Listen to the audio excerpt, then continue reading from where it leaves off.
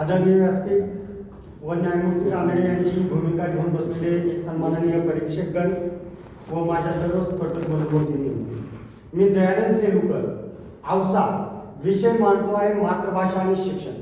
प्रत्येक व्यक्तीच्या जीवनामध्ये माय, माती, मातृभाषा आणि मातृभूमी यांचे अनन्यसाधारण महत्त्व असते.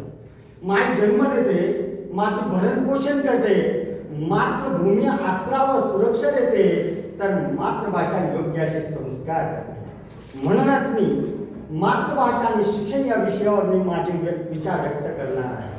अहो, संत ज्ञानेश्वर महाराज म्हणतात, मातृभाषे व्यतिरिक्त जे शिक्षण असतं ते डोळे असून दृष्टी नसलेल्या डोळ्यासारखे शिक्षण असते.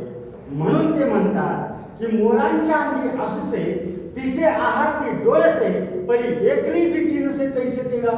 पुन्हा ते म्हणतात मातृभाषेतले जे शिक्षण असते ते संजीवनी मुळासारखे असते आणि मातृभाषे व्यतिरिक्त जे शिक्षण असते ते वाळलेल्या गाडीवरून आणलेल्या लाकडासारखे असते.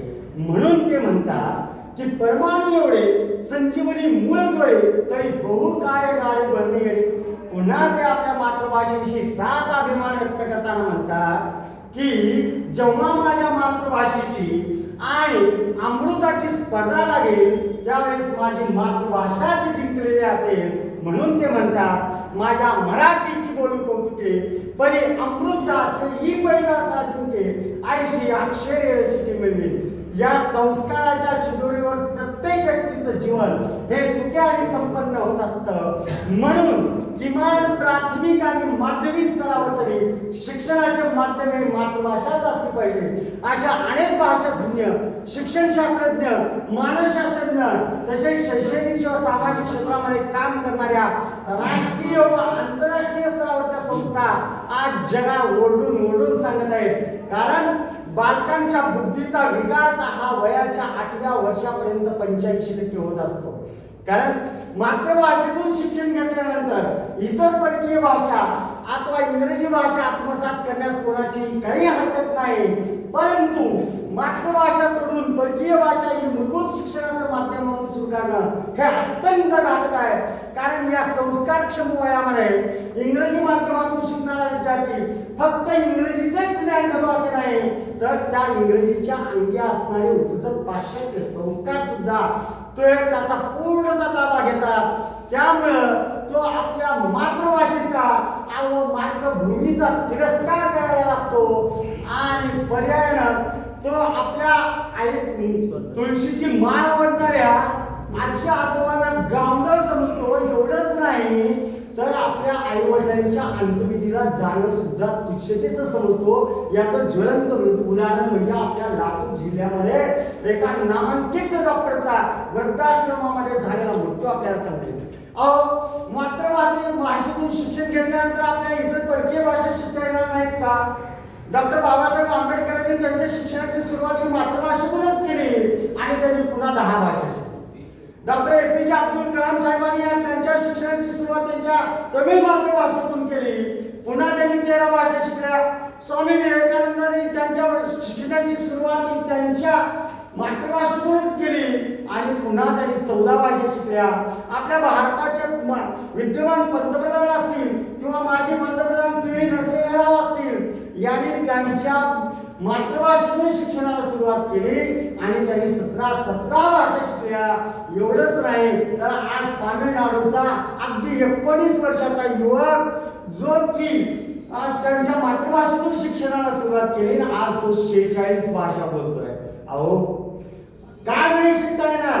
इंग्रज आपल्या 1947 साली इंग्रज आपले देश सोडून निघून गेले आणि त्यांच्या पारतंत्र्यातून आपल्या देशाची मुक्तता झाली आणि याच वेळेस 1947च्या मागं पुढं जगातील बहुतेक 72 देश सुद्धा या परकीयांच्या दासत्वातून मुक्त झाले आणि या सर्व स्वतंत्र देशांनी गुलामगिरीची सारी मानसिकता फेकून देऊन स्वाभिमानी व स्वदेशी राष्ट्राची निर्मिती केली आणि अल्पावधीत दैत्यमान प्रगतीची शिखरे पाराक्रमण केली. यामध्ये जपान, चीन, Israel, Brazil, Malaysia, Denmark, Sweden, Norway अशा कितीतरी स्वाभिमानी राष्ट्रांचा आपल्याला नामोल्लेख करता येईल. एवढंच नाही, अहो अगदी अलीकडे स्वतंत्र झाला युक्रेन हा देश सुद्धा आज जगामध्ये ताट मानानं उभा आहे. त्याचं कारण काय?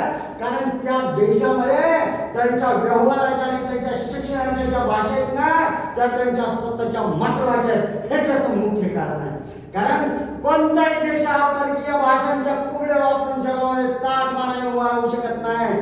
आणि म्हणूनच आज NCF 2020च्या कृती आराखड्यामध्ये सुद्धा मात्र कमीत कमी 5वी ते 8वी पर्यंत शिक्षण हे मातृभाषेतूनच झालं पाहिजे असा नियम आलेला. एवढंच नाही, मूल्यवर्धन शिक्षणात सुद्धा आतापर्यंत अशी काय नव्हतं, पण आता मूल्यवर्धन शिक्षणात सुद्धा तशी आलेली आहे. कारण काय, आज दिल्लीमध्ये जो बॉम्बस्फोट झाला तो कोणी आयबीएने केला नाही, अहो उच्च शिक्षित डॉक्टरांनी केला. अहो तुम्हाला शिक्षण मिळालं पण संस्कार नाही मिळाले. अहो एवढंच नाही, 2000 वर्ष मातृभूमीला पारख्या झालेल्या यहुदी लोकांनी त्यांची हिब्रू भाषा आणि त्यांच्या अग्निपूजन संस्कृती जीवापाड जपली आणि ज्याच्यावर राष्ट्रप्रेमातून त्यांनी स्वातंत्र्य खेचून आणलं. एवढंच नाही तर सभोवताली परंपरागत शत्रूचा विकासपणा अत्यंत तोकड्या प्रचंडमानावर त्यांचा इस्रायल हा देश सुफलाम केला. याचं कारण काय? त्यांच्या मातृभूमी आणि मातृभाषेवर असलेल्या निश्चित भक्तीच्या जोरावर हे साध्य झालेला. अहो घटनेच्या भारतीय संविधानाने घटनेच्या 8व्या परिशिष्टामध्ये प्रथम 14 आणि नंतर 22 भाषांना विशेष भाषेचा दर्जा दिलेला, परंतु त्यामध्ये इंग्रजीचा उल्लेख कुठेच नाही. तरी देखील आम्हा भारतीयांच्या मनामध्ये इंग्रजी भाषेविषयी अनेक भ्रामक कल्पना आहेत. इंग्रजी ही जागतिक भाषा. अहो इंग्रजी जागतिक भाषा नाही, इंग्रजांनी राज्य केलेल्या देशामध्ये बोलली जाणारी ती भाषा आहे. कारण जगाच्या लोकसंख्येचा जर विचार केला तर फक्त 10% लोकच इंग्रजी भाषेचा वापर करतात, ही वस्तुस्थिती आहे. दुसरी भ्रामक कल्पना अशी आहे, इंग्रजी ही आधुनिक विज्ञान व तंत्रज्ञानाची भाषा आहे, परंतु महाबलाढ्य चीन आणि प्रखर राष्ट्र आणि जपान यांनी त्यांची सारी तांत्रिक व वैज्ञानिक प्रगती त्यांची स्वतःची चित्रलिपी भाषा वापरून केलेली आहे. म्हणून मला सांगावं वाटतं की आज युनेस्कोने केलेल्या संशोधनामध्ये असं आढळून आलेलं आहे, मातृभाषेतून शिक्षण घेतलेल्या विद्यार्थ्यांची स्मरणशक्ती आणि गुणवत्ता ही मातृभाषेतून शिक्षण घेतलेल्या विद्यार्थ्यांपेक्षा कितीतरी पटीने अधिक आहे. आणि म्हणून मला आता शेवटी जाता जाता असं म्हणावं वाटतं की आता वेळ अशी आलेली आहे, मातृभाषेतूनच शिक्षण घेणं अत्यंत काळाची गरज आहे.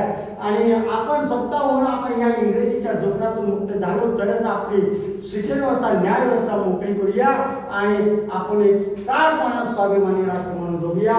जय हिंद, जय महाराष्ट्र. यानंतर